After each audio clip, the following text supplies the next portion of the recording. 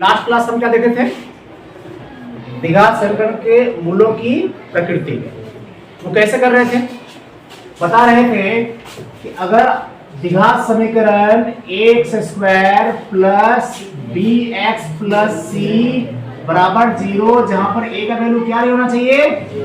0। अगर ये द्विघात समीकरण है तो यहाँ पर निकालते थे विविक्तर यानी डिस्क्रिमिनेंट। क्या होता था उसके लिए? b² minus 4ac। और यहाँ हमने कंडीशन बताया था कि अगर d का मान 0 से बड़ा होगा, यानी किसमें आएगा? धनात्मक। क्या आएगा? धनात्मक। d का मान अगर धनात्मक आएगा, 0 से बड़ा होगा, तो इस केस में मूल क्या होंगे? हाँ, मूल वास्तविक होंगे और समान नहीं होंगे। वास्तविक और असमान, वास्तविक और असमान। जबकि हमने ये बताया था कि अगर d का वैल्यू 0 हो जाए, d का वैल्यू 0 हो जाए, यानी b² माइनस 4ac का वैल्यू कितना हो जाए? 0 हो जाए, तो उस केस में क्या बताया था आपको? हाँ, मूल वास्तविक होंगे और समान होंगे, इक्वल होंगे। जो यहाँ पर जो वेरिएबल x है, तो x का जो वैल्यू आएगा, मूल आएगा, वो कितना आएगा? 2 आएगा। दोनों क्या होंगे? समान होंगे, सेम। और अगला बताए थे कि अगर d का वैल्यू लेस देन 0, d का वैल्यू 0 से छोटा हो जाए, d का वैल्यू आ जाए ऋणात्मक, तो इस केस में क्या होगा? कोई मूल नहीं होगा, मतलब कोई वास्तविक मूल नहीं होगा। कोई वास्तविक मूल नहीं होगा। मूल होगा तो अवास्तविक वाला होगा, मगर उसको हमको यहाँ पर नहीं पढ़ना है। तो इन दो केस में हमको निकालना है x का मान। अगर मौका मिले तो इसमें आपको नहीं निकालना है, क्योंकि मूल आपको वास्तविक ही मिलेंगे, वास्तविक मिलेंगे नहीं। मूल वास्तविक यहाँ पर नहीं मिलेंगे, अवास्तविक होंगे। अवास्तविक आपको पढ़ाया नहीं गया है, तो इसलिए इस पर हम काम नहीं करेंगे, दोनों पर काम करेंगे। ठीक है। 4.3 पहला सवाल, निम्न द्विघात समीकरणों के मूलों की प्रकृति ज्ञात कीजिए। यदि मूलों का अस्तित्व हो तो उन्हें ज्ञात कीजिए। ठीक है। इस प्रश्न में क्या कहा है कि मूलों का क्या निकालना है? प्रकृति निकालना है। और अगर मूलों का कोई अस्तित्व है, अगर मूल है, तो उस मूल को आपको निकालना है। क्लियर ना? कोई दिक्कत नहीं। कितना हम लोग पढ़ रहे हैं? कौन सा प्रश्नावली? 4.3। तो 4.3 का हमारा हो गया पहला प्रश्न। तो यहाँ पर a की जगह पर कितना है मान? a की जगह पर कितना है? b की जगह पर -3, b की जगह पर -3, c की जगह पर 5, c की जगह पर 5। वापस देखते हैं, a की जगह पर कितना है? 2, b की जगह पर -3, c की जगह पर 5। अब हम निकाल सकते हैं इसका d। क्या निकालेंगे? d निकालेंगे। तो d निकालेंगे तो उससे पहले मान लेते हैं, यहाँ पर देख लीजिए हमारे पास। उससे पहले हम देख लेंगे यहाँ पर a कितना है। तो a कितना है? a है 2, b कितना है? -3, c कितना है जी? +5, है ना? तो अब हम निकालेंगे d मतलब विविक्तर। निकालो विविक्तर। तो यहाँ पर d निकालेंगे तो d के लिए क्या फॉर्मूला हो जाएगा? b² minus 4ac, b² minus, तो b में कितना लिखेंगे? -3, b में क्या लिखेंगे? -3। उसके बाद यहाँ 4 हो गया, a में क्या लिखेंगे? a में 2, c में क्या लिखेंगे? 5 हो गया ना? अब आपको पता है कि -3 का यदि स्क्वायर है तो -3 का स्क्वायर कितना हो जाएगा? प्लस कितना? +9। Very good, +9। क्योंकि माइनस का स्क्वायर मतलब माइनस को 2 बार करेंगे तो प्लस हो जाएगा, और 3 को 2 बार करना है। 3 दूनी कितना? वो नहीं करना है। क्या करना है? 3 दिया, 3 को ही 3 से गुना करना है। -3 को -3 से गुना करना है, तो कितना हो जाएगा? 9। इधर कितना हो गया? 4 × 5 = 20, 20 में कितना हो गया? 40। कितना हो गया? माइनस कितना? माइनस कितना हो गया? हो गया। तो अब बताओ d का वैल्यू जो आया कितना आया? d का वैल्यू कितना आया? इसमें से किसमें सूट कर रहा है? 1 नंबर, 2 नंबर, 3 नंबर, किसमें सूट कर रहा है ये? इस वाले में ऋणात्मक आया ना, क्योंकि d का वैल्यू इसमें क्या रहेगा? ऋणात्मक। क्या रहेगा? ऋणात्मक रहेगा। तो d का वैल्यू ऋणात्मक मतलब क्या हो गया? 0 से क्या हो गया? ये 0 से क्या हो गया? तो क्या लिखेंगे इसमें? हाँ, इस द्विघात समीकरण के कोई वास्तविक मूल नहीं है। क्या लिखेंगे? इस द्विघात समीकरण का कोई वास्तविक मूल नहीं है। ठीक है, चलिए पहला वाला हो गया। अगला प्रश्न देखिए, क्या है यहाँ पर 3x square minus 4√3x plus 4 equal to कितना? क्लियर। अब हम पहले क्या निकालेंगे यहां से, ए बी और सी का चयन करेंगे। ए बी और सी का, ए क्या है एक्स स्क्वायर का गुणांक, बी क्या है एक्स का गुणांक, और सी जो है आपका जो अचर पद है। ठीक है ना। तो यहां पर ए कितना है देखिए, यहां पर ए कितना है, तो जोर से बोलेंगे ना। बी कितना है -4 रूट कितना 3, और सी कितना है जी 4। सी का वैल्यू कितना है 4। पहले क्या निकालेंगे, डी निकालेंगे ना। तो डी निकालते हैं, डी कितना होगा बी स्क्वायर माइनस कितना 4ac बराबर बी का वैल्यू कितना है मुकेश, बी का वैल्यू कितना है उसका स्क्वायर माइनस अपने से 4 आएगा ना। ए में कितना है 3, सी में कितना है 4। क्लियर। अब देखिए माइनस का स्क्वायर क्या हो जाएगा प्लस, माइनस का स्क्वायर प्लस 4 का स्क्वायर 16 और √3 का स्क्वायर 3। ऐसा होता है। 4 माइनस का स्क्वायर तो प्लस हो गया, 4 का स्क्वायर 4 × 4 4 × 4 16 लिख देंगे, और रूट में जो रहेगा उसका भी स्क्वायर करना है। √3 का स्क्वायर कितना हो जाएगा 3, √3 का स्क्वायर 3, तो उसको गुना कर देना। इधर देखिए 4 चौके 16 16 किया कितना, 4 चौके 16 किया 48। इधर भी कितना हो गया, इधर भी कितना हो गया घटा दो, क्या आ गया डी का वैल्यू कितना आया, डी का वैल्यू कितना आया 0। अब डी का वैल्यू अगर 0 आ जाता है तो उसके लिए मूलों की प्रकृति कैसी होती है बताया था, वास्तविक और समान। यानी इस वाले में आ गए तो मूल क्या होंगे, वास्तविक होंगे और क्या होंगे समान, वास्तविक तथा समान, वास्तविक तथा समान।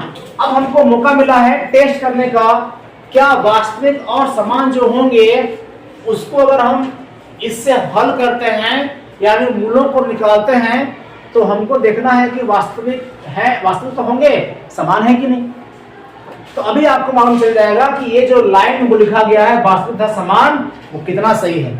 ठीक है। और हमारा क्वेश्चन का जो आंसर का डिमांड है कि मूलों का प्रकृति बताइए, और अगर इनका अस्तित्व है तो क्या करना है मूलों को ज्ञात करिए, तो ये सारा काम हो जाएगा। ठीक है। तो यहाँ पर हम लोग क्या लिखेंगे, नीचे में क्या लिखेंगे, मूल क्या होंगे, मूल वास्तविक तथा समान होंगे। ये हो गया, यहां तक हमारा हो गया मूलों की प्रकृति। क्या हो गया ये वाला, मूलों की प्रकृति वाला बात यहां तक हम कर लिए। अब हम जो यहां पर बोले कि भाई मूल वास्तविक होंगे और समान होंगे, तो हमको निकालना भी है और दिखाना है कि समान है कि नहीं।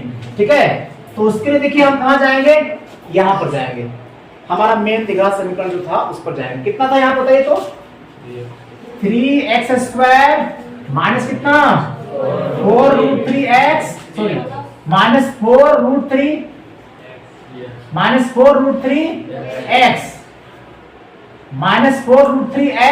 प्लस कितना 4 इक्वल टू कितना हो गया 0। क्या तरीका था, क्या करते थे हम लोग, सबसे पहले 4 को 3 से क्या करते थे मल्टीप्लाई, 4 को 3 से मल्टीप्लाई, तो 4 से कितना हो जाएगा 4 × 12, उसमें क्या है एक्स स्क्वायर है ना, ये प्लस में भी है। अब हमको इसको ऐसा तोड़ना है कि कितना आ जाए 12 आ जाए, क्या करने पर गुना करने पर। ठीक है। तो क्या करेंगे, देखिए यहाँ पर √3 को अगर हम 2 बार मल्टीप्लाई करेंगे तो कितना आ जाएगा 3 आ जाएगा। तो √3 को √3 से मल्टीप्लाई करेंगे कितना आ जाएगा 3 आ जाएगा। तो 12 में से आपको 3 इधर से मिल जाएगा, कितना नहीं मिला आपको 4 नहीं मिला, 4 नहीं मिला, तो 4 3 कितना हो जाएगा 12 हो जाएगा। तो वो 4 का हिसाब कहां से लाएंगे, बहुत आसान है, यहाँ 2 लगा दो, यहाँ 2 लगा दो, यानी 2 दूनी कितना हो गया 2 दूनी कितना हो गया? रूट थ्री कितना हो गया? 4 से कितना हो गया? 12 हो जाएगा। फिर यहाँ पर हम क्या लगाएंगे? x, और यहाँ क्या लगाएंगे? x। यहाँ क्या है? माइनस है, तो दोनों साइन क्या हो जाएगा? दोनों क्या हो जाएगा? माइनस। दोनों को जोड़ दो, कितना हो जाएगा? 4√3x, माइनस 4√3x हो जाएगा। गुना करेंगे तो माइनस माइनस क्या हो गया? प्लस। 2 दूनी कितना हो गया? 4, और यहाँ से 3 निकलेगा तो कितना हो गया?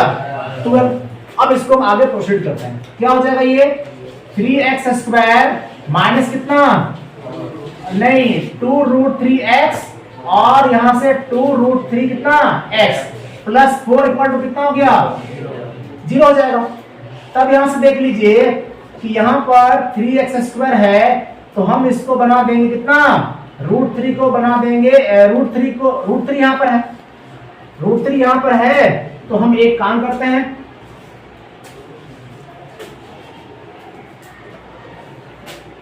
इसके बाद क्या करेंगे? यहाँ पर 3 है ना, इस 3 को हम बना देंगे √3 इंटू कितना? √3, √3 इंटू √3, और यहां से क्या हो गया? x²। यहां देखिए कितना है? 2√3 कितना है? 2√3x, और यहां से कितना हो गया? 2√3x, और ये कितना हो गया? प्लस 4 इक्वल टू कितना? 0। इक्वल टू कितना हो गया? 0। अभी यहां से कुछ कॉमन है क्या? दोनों कॉमन दिख रहा है क्या? √3 भी कॉमन है और x भी कॉमन है, तो यहाँ पर क्या बचेगा? यहाँ बचेगा √3 और x। एक √3 बचेगा तो क्या बचेगा? x बचेगा, और यहाँ से √3 चला गया ना, तो कितना बचेगा? 2x चला गया है, x चला गया है। अब यहाँ से देख लीजिए क्या कॉमन निकलेगा? 2 कॉमन लेंगे, -2 कॉमन लेंगे, तो माइनस कॉमन लिए तो ये वाला हो जाएगा प्लस, तो √3 और क्या हो गया? x, और माइनस कॉमन लिए है ना, तो ये प्लस तो क्या हो जाएगा? माइनस, और 2 दूनी कितना होता है? 4 इक्वल टू कितना हो गया? आपको क्या बताया था पहले कि अगर आप बिल्कुल सही जा रहे हैं, जो भी काम आपको मिला है उस पर आप ठीक काम कर रहे हैं, तो ये और ये दोनों क्या होंगे? सेम होंगे। अगर सेम नहीं होते तो आपको फिर चेक करना है कि हमने गलती कहां पर किया। अगर सेम हो रहा है तो आगे बढ़ेंगे। तब यहां से देख लीजिए, ये दोनों कॉमन कर लेंगे तो कितना हो जाएगा?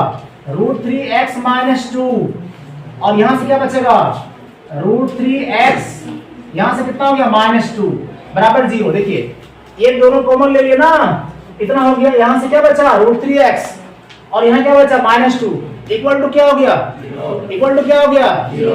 अब हम करेंगे क्या करेंगे? यदि यहां से लिखेंगे, यदि √3x - 2 बराबर 0, तो इस केस में क्या हो जाएगा? x कितना हो जाएगा? ये -2 पहले वहां ले जाएंगे तो +2 हो जाएगा, और √3 कहां जाएगा? नीचे, यानी कितना हो जाएगा? 2/√3। और अगर इसको भी वैसे करेंगे, देखिए यहां पर यदि √3x - 2 बराबर 0 है, तब यहां से बात नहीं हो जाएगा ना, ये दोनों सेम है तो आपका सेम आएगा, यानी इस 2 को हम वहां लेंगे तो क्या हो जाएगा? +2, और ये कहां जाएगा? नीचे। आप क्या देख रहे हैं कि दोनों मूल क्या हो गए? दोनों मूल क्या हो गए? समान। तो इसलिए ये मूल वास्तविक है, मूल वास्तविक है और क्या है? समान है। तो अगर d का वैल्यू 0 के बराबर होता है तो मूलों का प्रकृति क्या होगा? वास्तविक होगा, और जब इसके मूल को निकालेंगे तो पता चलेगा कि दोनों का जो मूल निकला, जिसको हम अल्फा बीटा बोलते हैं, आगे देखेंगे, तो दोनों क्या होंगे? समान होंगे। ये हो गया मूलों की प्रकृति d बराबर 0 वाले केस में। ठीक है, एक केस हम देख लिए, छोटा वाला में मूल नहीं है वास्तविक, इसमें देख लिए कि मूल है वास्तविक और समान है, तो हमने यहाँ पर वास्तविक समान वाला कंडीशन को देखा, और ये भी देखा यहाँ पर कि मूल जब निकाल रहे हैं तो वास्तव में दोनों मूल क्या है? समान। कोई दिक्कत? अब देखते हैं प्रश्न कौन सा? तीसरा वाला। क्या है इसमें?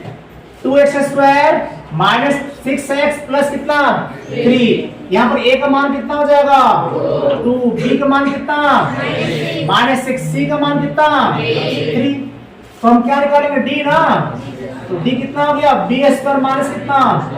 4ac। तो b का वैल्यू, अच्छा 4 इंटू a का वैल्यू, c का वैल्यू कितना? 3। ये कितना हो जाएगा?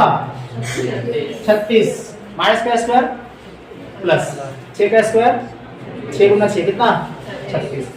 4 दूनी कितना? 8 दिया 24, तो कितना आया 12 आया। डी का मान कितना आया?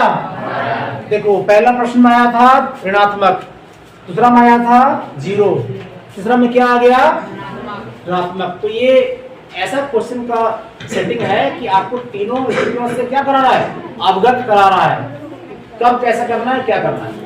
तो डी का मान क्या हो गया 12 हो गया, डी का मान 12 हुआ ना, तो 12 मतलब क्या हो गया, 0 से क्या हो गया ये बड़ा, 0 से क्या हो गया बड़ा, तो मूल क्या होंगे, मूल वास्तविक होंगे। Very good. और क्या होंगे असमान, मूल वास्तविक होंगे और क्या हो जाएंगे असमान हो जाएंगे। क्लियर? अच्छा, अब हमको दिखाना है कि इसके जो मूल हैं वो कौन कौन से होंगे, उसको ज्ञात करते हैं। फिर से देखते हैं यहाँ पर कितना है हमारे पास दिया समीकरण 2x² माइनस 6x प्लस कितना 3 बराबर कितना हो गया 0। क्लियर? इसको हम क्या करेंगे, कैसे बनाएंगे, देख लीजिए। क्या करेंगे यहाँ पर x बराबर है ना माइनस बी, क्या करेंगे minus B plus minus root D, minus B plus minus root D, नीचे कितना कर देंगे 2 और a। इस तरीके से बनाएंगे। क्या करना है यहाँ पर x इक्वल टू कितना minus B plus minus root D by 2a, जो a b c का वैल्यू है उसी को लेकर चलना है। तब यहां से देखिए ये माइनस बी हो गया, तो b में कितना है, b में कितना है -6, ये माइनस पहले से है और b में कितना हो गया -6 हो गया, प्लस माइनस रूट d का वैल्यू हम कितना लाए हैं, कितना लाए d का वैल्यू 12 सो दिए, और 2 इंटू a का वैल्यू कितना हो गया, a का वैल्यू कितना हो गया, यहां से 2 हो गया। अब यहां से देखिए माइनस माइनस क्या हो जाएगा प्लस हो गया। 12 को हम कर सकते हैं कैसे, 2 गुना 3, कैसे, अगर 12 को हम फैक्टराइज करेंगे तो कितना होगा 2 छके 12 होगा ना, फिर 2 कितना हो जाएगा 6 हो जाएगा। तो इसको हम लिखेंगे 2 गुना 3, नीचे कितना हो गया 4, कितना हो गया 4 हो गया, तो 6 हो गया प्लस माइनस, यहां से 1 तो 2 बाहर होगा ना जी, तो अंदर कितना बचेगा √3 बाई कितना हो गया 4 हो गया। अब इसमें कुछ कॉमन है, क्या कॉमन है 2 कॉमन है, कितना कॉमन है 2 कॉमन है, तो हम यहां से 2 कॉमन निकाल लेंगे, तो यहां क्या बचेगा, क्या बचेगा यहाँ पर 2 कॉमन लेंगे ना, 2 तिया कितना होता है, तो 2 तिया 6, 2 तिया कितना हो गया 6, और 2 को √3 यहाँ पर दिया है ना, तो 2 इंटू √3 कितना हो जाएगा 2√3, तो हमने 2 कॉमन कर लिया। नीचे में कितना है जी 4 है, तो 2 में कितना हो जाएगा, कितना हो गया 3 प्लस कितना 3 प्लस माइनस कितना √3 बाई 2 हो गया ना, तो इसका 2 मूल क्या क्या हो गया, एक मूल हो गया 3 प्लस √3 बाई 2 और दूसरा मूल हो गया 3 माइनस √3 बाई 2, क्योंकि प्लस माइनस है, एक बार लेना है प्लस, एक बार क्या लेना है आपको माइनस। तो यहाँ पर मूल कितना है इसके 2 मूल आए, दोनों मूल वास्तविक हैं लेकिन समान दोनों मूल नहीं है। ठीक है, कोई दिक्कत? निम्न प्रत्येक द्विघात समीकरण में k का ऐसा मान ज्ञात कीजिए इसके 2 बराबर मूल होंगे, है ना। तो पहला सवाल क्या हो गया, उसमें से 2x² plus x plus 3 equal to क्या 0। क्या दिखाना है, k का मान, k का जगह पर हम कितना नंबर रखेंगे, कितना संख्या रखेंगे, वेदर नेगेटिव और पॉजिटिव कितना रखेंगे, जिससे इस द्विघात समीकरण के जो मूल है वो क्या हो जाएंगे बराबर होंगे। और मूल बराबर होने का मतलब है d का वैल्यू कितना होना चाहिए 0, d का वैल्यू कितना होना चाहिए, d मतलब विविक्तर b² माइनस 4ac। तो यहाँ पर देखिए आप a का वैल्यू कितना है, यहाँ पर a है कितना, a है 2, यस, b कितना है, b k है, और c कितना है, क्लियर। तो हम क्या निकालेंगे d निकालेंगे, d कितना हो जाएगा b² minus 4ac, b² minus 4ac। तो b का वैल्यू कितना k का स्क्वायर -4, a का वैल्यू कितना 2, c का वैल्यू कितना 3 हो गया ना। तो k स्क्वायर माइनस कितना हो जाएगा ये k स्क्वायर माइनस कितना 4 के 12 दूनी कितना 24, ये किसका मान आया t का। क्लियर। क्या बोला है मूल क्या है बराबर, आपको दिया है मूल क्या है बराबर। तो यहां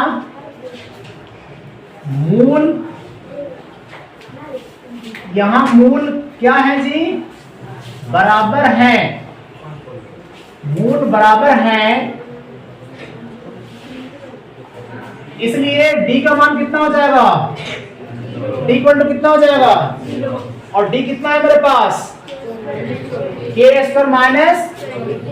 k स्क्वायर माइनस 24 बराबर क्या कर देंगे, ये d के जगह में रखे, d के जगह में रखे बराबर क्या कर दिए 0 कर दिए, ठीक है ना। तो k स्क्वायर इक्वल टू 24 वहां ले जाओ क्या हो जाएगा प्लस, इसके बाद k करेंगे तो क्या हो जाएगा अंडर रूट कितना 24, स्क्वायर हटेगा तो क्या लग जाएगा रूट।